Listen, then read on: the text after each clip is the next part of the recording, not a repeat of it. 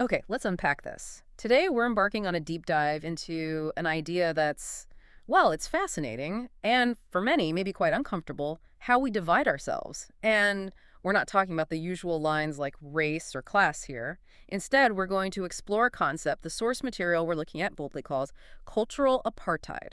And it has some surprising, maybe even chilling implications for society today. Our mission really is to understand this unique form of division, how it shows up, how it manifests, and what it suggests about the bigger picture. And we're doing this through the lens of Chris Abraham's piece, Opt-in Apartheid, Cultural Apartheid in the Age of Inclusion. Yeah, and what's truly fascinating, I think, is how Abraham's piece just challenges our basic assumptions about division.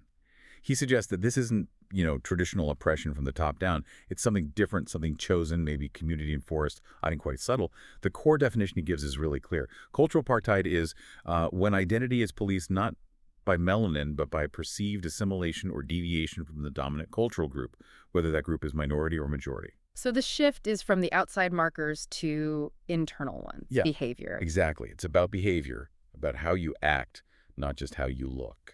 And Abraham gives some pretty striking examples right away, doesn't he, to make it concrete. He talks about his experience growing up in Hawaii. He Hmm. says, the line wasn't drawn by color as much as by behavior. Nobody cared if you were white, brown, Asian, or black if you knew how to act right. Right. But if you didn't, Yeah, if you acted white, which he defines as being uptight, arrogant, overly formal, you got, well, roasted for it. And he mentions terms like Twinkies for Asian and Pacific Islander kids speaking mainland English or getting into elite schools, and Oreos for black kids seen as acting similarly. The essay really hammers this home. It wasn't about skin, it was about code. it's a powerful reframing, isn't it? Saying your actions, your code, that's your real ID within that group. And this isn't just like a local thing or something from the past. He brings it right into the present with a really prominent example. Supreme Court Justice Clarence Thomas. Right. The piece points out how Thomas is often called the black face of white supremacy. And it argues this isn't about his DNA, obviously, but because of his politics, his diction, and his refusal to perform the expected cultural role. Mm-hmm. And the key observation, the punishment isn't for being black, it's for being off code. And those examples really nail down this idea of opt-in apartheid, these community-enforced boundaries that demand loyalty to a cultural group or else. Hmm. It's a very different dynamic than we usually discuss when we talk about oppression. You know, it kind of reminds me of that movie Idiocracy. Remember when the main character, the time traveler, speaks normally, articulately, and everyone mocks him for sounding, quote, gay? Yeah, I remember that. The joke isn't really about his sexuality, right? It's that he sounds too polished, too different from the norm in that future society. That's cultural deviance. That's being off code. Exactly. And if we pull back and look at the bigger picture here, what Abraham seems to be highlighting is this shift, a shift away from purely external forces of oppression. Towards something more internal. Yeah, towards internal enforcement within the group itself. It changes how division can function. And Abraham makes it clear this isn't just about race or class. He says it also includes things like language, dress, affect, and even aspiration. It's much broader. And what's really insightful are some of the maybe surprising examples he uses. Mm-hmm. He looks beyond the common stereotypes towards affluent black communities, places like Atlanta, Oakland, Brentwood, the D.C. suburbs, the tri-state area. Places you might think those old divisions would start to break down. You might think so. But he argues these aren't just economic ghettos. These are, in his words, bougie, educated, well-resourced communities. Oh, okay. And yet, according to the piece, they function as cultural ecosystems, ones that actually reinforce cultural separation rather than dissolving it. Wow. So affluence doesn't necessarily mean integration, culturally speaking? Not always, according to this view. And this leads him to discuss groups like the Boule. He describes them as black elites who operate in high society, often using like transatlantic English, navigating elite spaces very fluently. Okay.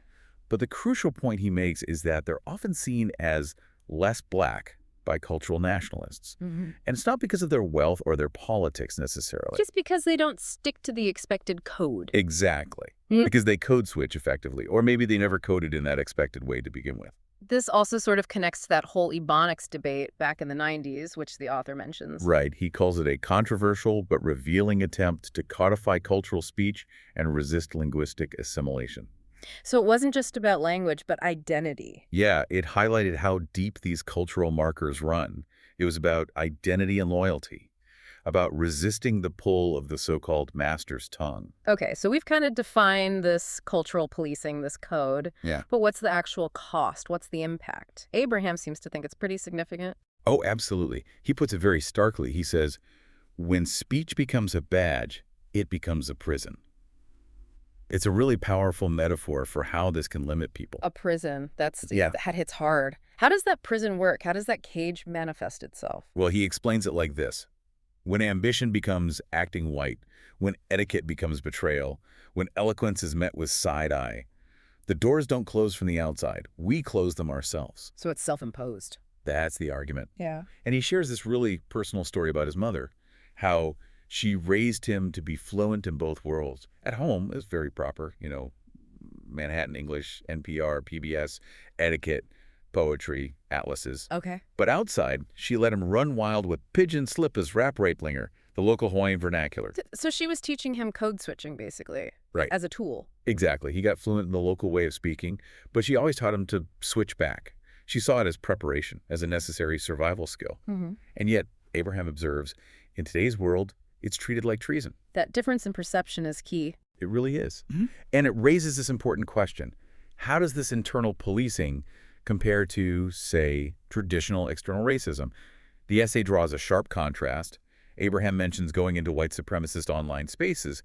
And even there, his precise English isn't enough. It doesn't matter how well he writes or speaks. Because to them, it's about blood, not code. Precisely. He's still untermensch subhuman because his blood isn't pure, so his code doesn't save him there, which reinforces his main point.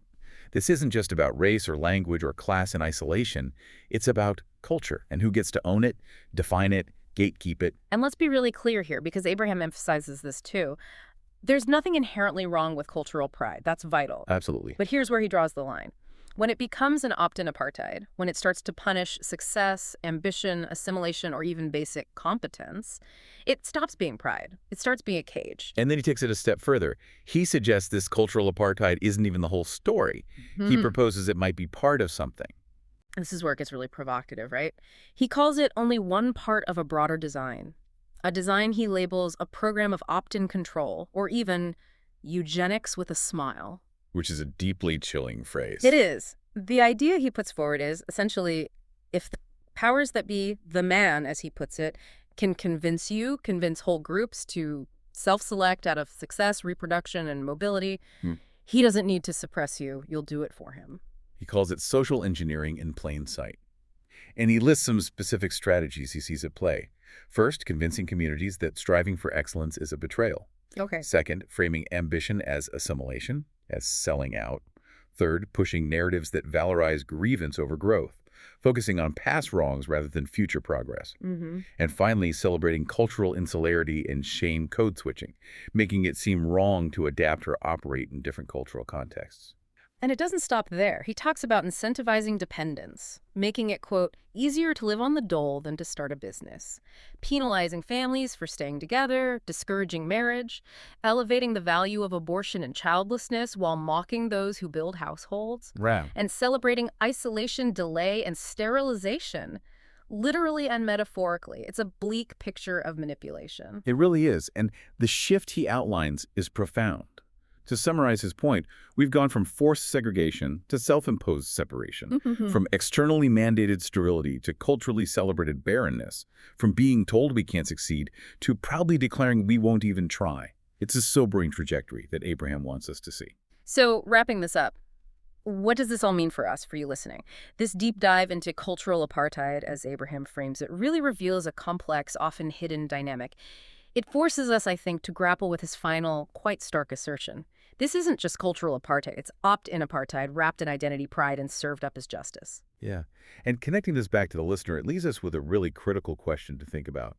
Something inspired by the author's underlying call to awareness, perhaps. How do we get better at identifying these dynamics, these pressures that might subtly encourage us or others to self-select out of our full potential? Especially when they're presented not as limitation, but as cultural pride or loyalty. A challenging question. Definitely. Maybe something to observe, in the messages we receive, the expectations we feel in our own environments.